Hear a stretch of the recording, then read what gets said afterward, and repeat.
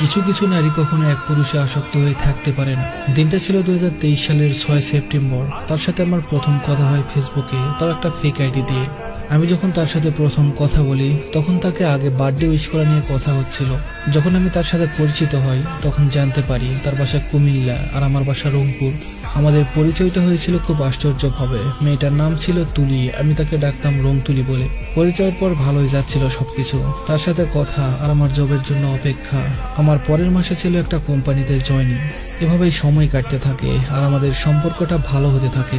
সকালে তার কণ্ঠ শুনে ঘুম থেকে ওঠা, আবার তার কণ্ঠ শুনে ঘুমাতে যাওয়া, নতুন জব, সবকিছু মিলে সবকিছু স্বপ্নের মতো চলছিল।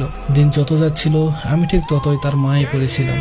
আমি কখনো রিলেশন করিনি। আমার স্বপ্ন ছিল একবারে বিয়ে করে বউয়ের সাথে প্রেম করব। আর একটা কারণ ছিল, আমার বন্ধুরা রিলেশন করে অনেক কষ্ট পেয়েছিল, এই ভয়ে আমি কখনো রিলেশনে জড়াইনি। প্রপোজ পেয়েছিলাম অনেক, কিন্তু কখনো অ্যাকসেপ্ট করিনি। কিন্তু এই একটা মেয়ের মায়ে আমি গভীরভাবে পড়ে যাই। আমাদের পরিচয়ে 4 মাসের মাথায় আমার কলেজে একটা জরুরি কাজ, আমি বাসায় যাই। আমি ছিলাম রংপুর পলিটেকনিক ইনস্টিটিউটের ছাত্র। দিনটা ছিল 9 জানুয়ারি। আমি বাসা যাওয়ার পথে আমার বাসটা অ্যাক্সিডেন্ট করেছিল। ও সেদিন পাগলের মতো কান্না করেছিল।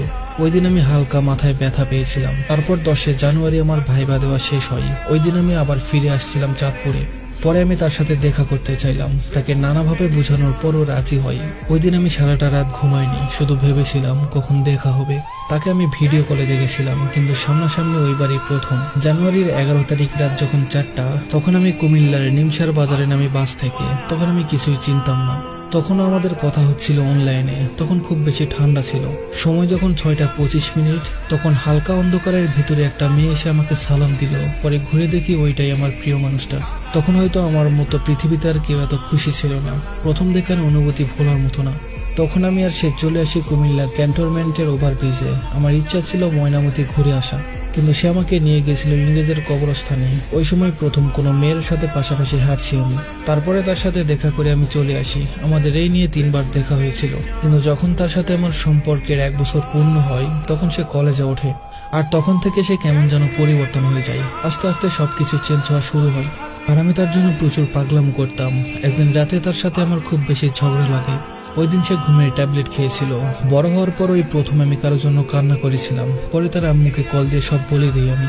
একদিন সে আমাকে সব জায়গা থেকে ব্লক করে দেয়। আমি জিজ্ঞেস করলে বলে ভাই আমার আইডি চেক করে, তাই আমি তাকে কিছু বলিনি। আর কিন্তু কখনো ভাবিনি ওইটাই আমার সবচেয়ে বড় কষ্টের কারণ হবে। আমাদের মধ্যে ঝগড়া লাগতো মূলত তার ফেসবুক স্টোরি নিয়ে। এর মধ্যে রমজানের রোজার সময় আমি তার জন্য একটা শাড়ি কিনেছিলাম দেওয়ার জন্য, যদিও বা সে ওটার টাকা দিয়েছিল জোর করে। ওই শাড়ি পরে সে একটা স্টোরি দিয়েছিল ফেসবুকে। ওই দিন আমি ঢাকা থেকে চাঁদপুরে আসি লঞ্চে। তখন দেখি তার স্টোরিতে একটা ছেলের লাভ রেক দিয়েছে। আমি জানতাম না কি ওই ছেলে। পরে আমি যখন তার সাথে এই বিষয় নিয়ে কথা বলি, ওই দিন তার আর আমার মধ্যে খুব ঝগড়া হয়। আমি তার 2 দিন পর যখন কল দিয়ে সরি বলি, তখন সে আমায় অনেক কথা শুনিয়েছিল, কিন্তু আমি কিছুই বলিনি। দিনটা ছিল 25 ডিসেম্বর। আমি তার খোঁজ রাখার জন্য তার একটা বান্ধবীর সাথে কথা বলি আর জানতে পারি সে নাকি রিলেশনে গেছে। ওই দিন আমি সারাটা রাত কান্না করেছিলাম, ঘুমাতে পারিনি। চোখগুলো আটকে গিয়েছিল, চোখগুলো ভিজে থাকতো সব সময়। যখন আমি তাকে বললাম এমনটা কেন করলে, আমাকে সে বলেছিল সে আমার থেকে বেটার পেয়েছে, তাই চলে গেছে। পরে খবর নিয়ে জানতে পারি ছেলেটা নাকি সেনাবাহিনীতে জব করে। আমি সব সময় চিন্তায় থাকতাম যে আমাদের সম্পর্কে যেন থার্ড পার্সন না আসে, কিন্তু আমি কি আর জানতাম আমি ছিলাম তার জীবনের থার্ড পার্সন। ওর ব্যাপারে সবকিছুই আমার পরিবার জানতো। তাকে ভালোবাসতো, ওই যে ও আমার পছন্দ ছিল। সেদিন সে শুধু চলে যায়নি, আমাকে অনেক কিছু উপহার দিয়ে গেছে। এখনো নির্লজ্জের মতো তার সাথে কথা বলতে ইচ্ছে হয়, কিন্তু আমি আর খুঁজে পাই না তাকে। আমার একটু ব্যথা লাগলে কান্না করা মেয়েটাই আজ আমাকে মরে যাওয়ার কথা বলে। সে চলে যাওয়ার পর আমি অনেক কিছুই হারিয়েছি। আমি জানি না কেমন করে তার মায়া কাটাবো। আমি শেষবারের মতো তাকে বলেছিলাম আমাকে ছেড়ে যেও না, কিন্তু সে থাকলো না। আমি তাকে ঘৃণাও করতে পারছি না। কিভাবে ঘৃণা করি বলেন? তাকে তো সত্যিকারের ভালোবেসেছিলাম। তবে আমি তার জন্য অপেক্ষা করি, যদি সে আবার ফিরে আসে। তার কথা আমার সারাক্ষণ মনে পড়ে। যদি কোনোদিন তার সাথে আমার দেখা হয়, তাকে আমি একটা কথাই জিজ্ঞেস করব, কি পেয়েছো আমার জীবনটা তছনছ করে?